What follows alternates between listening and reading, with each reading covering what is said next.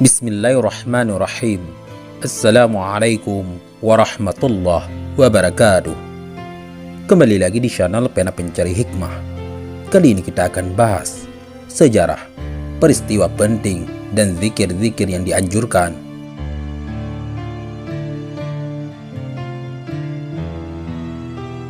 Jangan lupa sukai video ini, komen, dan berlangganan, serta bagikan video ini agar bermanfaat bagi semua.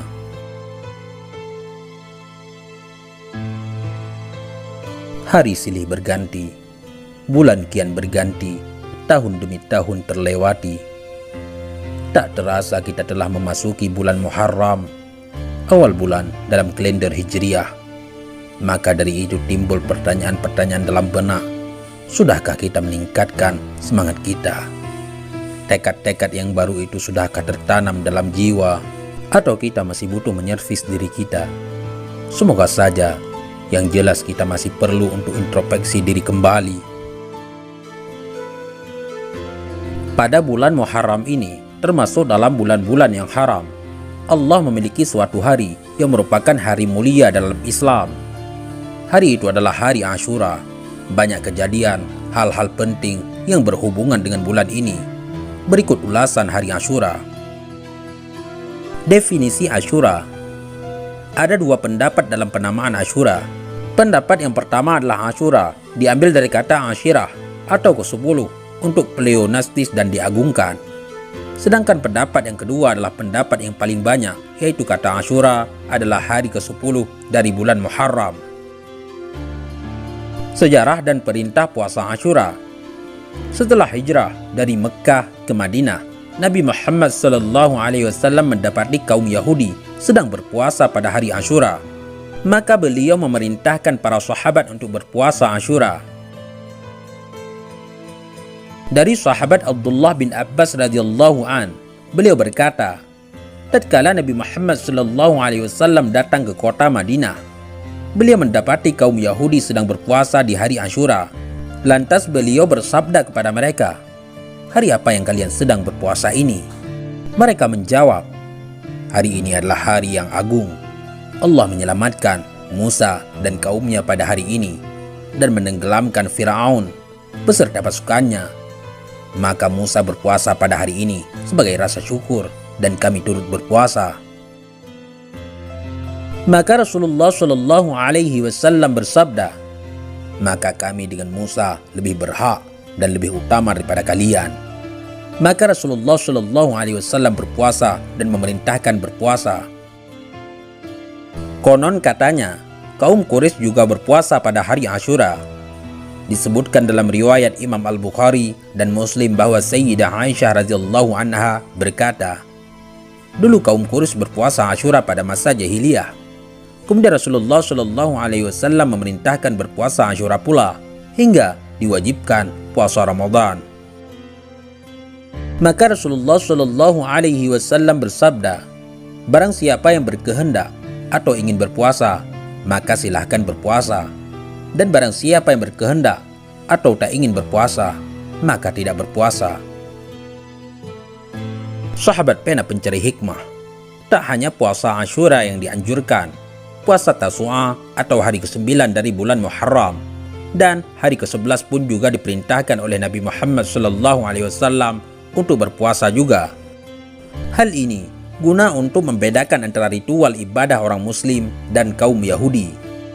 Diriwayatkan oleh sahabat Abdullah bin Abbas radhiyallahu an, beliau berkata, Nabi Muhammad SAW beliau bersabda, jika aku masih hidup hingga tahun depan, pasti aku akan berpuasa pada hari ke-9. Diriwayatkan pula oleh Imam Ahmad dari sahabat Ibnu Abbas radhiyallahu an, marfu atau disandarkan kepada Nabi Muhammad SAW berkata, puasalah pada hari Ashura dan bedakanlah diri kalian dengan kaum Yahudi. Puasalah sehari sebelumnya atau setelahnya. Imam Syafi'i dalam kitabnya Al-Um dan Al-Imla menegaskan bahwa disunnahkan berpuasa 3 hari, puasa Ashura, Tasu'a, dan puasa hari ke-11. Sahabat Pena Pencari Hikmah, dari sini dapat disimpulkan bahwa puasa Ashura itu ada 3 tingkatan. tingkatan yang paling rendah ialah puasa Asyura saja. Kemudian atasnya adalah puasa Asyura dan puasa Tasu'a. Dan yang terakhir, tingkatan yang paling tinggi adalah puasa Asyura, Tasu'a, dan puasa hari ke-11. Asal hukum puasa Asyura. Para ulama berpendapat bahwa puasa Asyura itu hukumnya wajib sebelum diwajibkan puasa Ramadan pada tahun kedua Hijriah. Maka setelah diwajibkan puasa Ramadan, puasa ini menjadi puasa sunnah, yaitu sunnah muakkad. Dan inilah pendapat kebanyakan ulama. Namun, pendapat yang lain mengatakan bahwa puasa ini memang sejak dulu hukumnya sunnah ataupun sunnah muakkad, tidak wajib, hingga diwajibkan puasa Ramadan. Maka hukumnya kembali menjadi sunnah biasa. Namun, pendapat ini lemah, seperti yang ditegaskan Imam Ibnu Hajar al-Asqalani. Keutamaan puasa Asyura. Asyura juga termasuk puasa yang sangat dianjurkan oleh agama Islam. Rasulullah Shallallahu Alaihi Wasallam bersabda, puasa yang paling utama setelah puasa Ramadan adalah puasa di bulannya Allah, Muharram. Di antara keutamaan puasa ini ialah dapat menghapuskan dosa setahun yang lalu. Dari sahabat Abu Qatadah, bahwa Nabi Muhammad Shallallahu Alaihi Wasallam bersabda, puasa hari Asyura, aku berharap kepada Allah agar ia mengampuni dosa setahun yang lalu. Disebutkan dalam riwayat yang lain pula, bahwa Nabi Muhammad Shallallahu Alaihi Wasallam ditanya tentang puasa Asyura, maka beliau menjawab, puasa tersebut dapat menghapuskan dosa setahun yang lalu. Sahabat pena pencari hikmah, seperti yang telah diketahui, yang dimaksud dengan penghapusan dosa di sini ialah dosa-dosa kecil, bukan dosa-dosa besar. Tetapi apabila tidak memiliki dosa kecil, maka diharapkan adanya keringanan dari dosa-dosa besar. Jika tidak, maka diangkat derajatnya. Perbedaan keutamaan puasa Asyura dan puasa Arafah. Dari sini akan timbul pertanyaan, kenapa puasa Asyura hanya dapat mengampuni dosa 1 tahun yang lalu saja, sedangkan puasa Arafah dapat menghapuskan dosa 1 tahun yang lalu dan 1 tahun yang akan datang?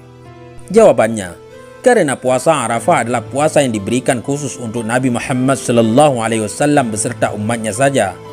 Sedangkan puasa Asyura adalah puasa yang juga dilakukan Nabi Musa alaihissalam serta umatnya.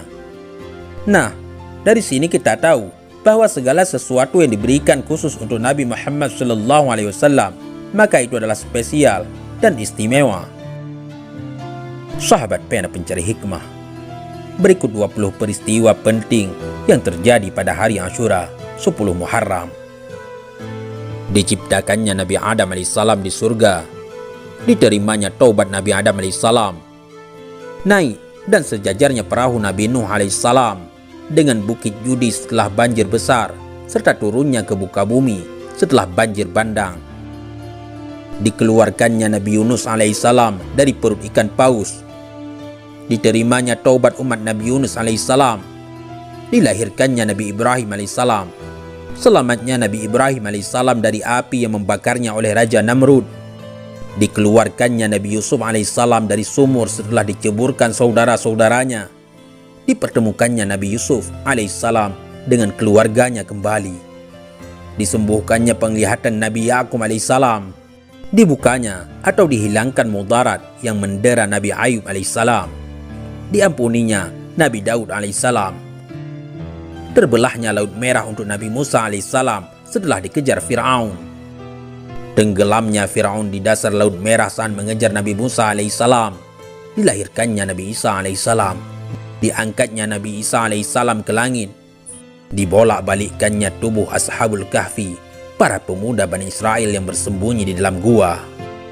diciptakannya ruh Nabi Muhammad SAW, dikandungnya Nabi Muhammad SAW di rahim Ibunda Aminah radhiyallahu anha, wafatnya atau syahid cucu Nabi Muhammad SAW, Sayyidina Husain radhiyallahu an.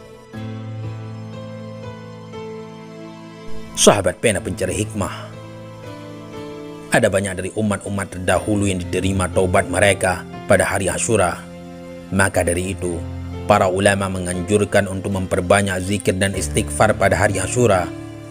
Di antaranya, seperti yang dianjurkan oleh Imam Al-Juri. Beliau mengatakan, Barang siapa yang membaca pada hari Asyura, Hasbunallahu wa ni'mal wakil, ni'mal maula wa ni'man nasir, sebanyak 70 kali, niscaya Allah akan menjaganya dari keburukan tahun tersebut. Rasulullah Shallallahu Alaihi Wasallam sendiri yang dosa-dosanya telah diampuni oleh Allah, tak kurang dari 70 kali beliau meminta ampun kepada Allah setiap harinya, seperti yang diriwayatkan Imam Al-Bukhari. Maka, apakah pantas umatnya yang selalu bergelimang dengan dosa ini tidak meminta ampun kepada Allah yang setiap harinya? Maka, hari Asyura adalah kesempatan emas bagi umatnya untuk memperbanyak zikir dan istighfar kepada Allah. Sesungguhnya, ada banyak faidah bagi orang yang senantiasa meminta ampun kepada Allah. Di antaranya, sebagaimana yang telah disebutkan dalam sebuah hadis yang diriwayatkan oleh sahabat Abdullah bin Abbas radhiyallahu an. Rasulullah Shallallahu Alaihi Wasallam bersabda, barang siapa yang senantiasa beristighfar atau meminta ampun kepada Allah, Allah menjadikan setiap kesusahan baginya jalan keluar, setiap kegalauan kelapangan, dan dia diberikan rezeki yang tidak dia sangka-sangka.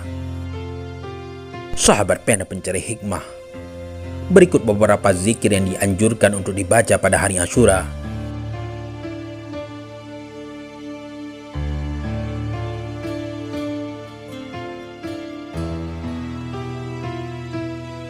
Semoga kita diberikan taufik oleh Allah untuk berpuasa, berzikir, dan beribadah kepada Allah di hari Asyura. Amin Allahumma amin. Wallahu a'lam bissawab.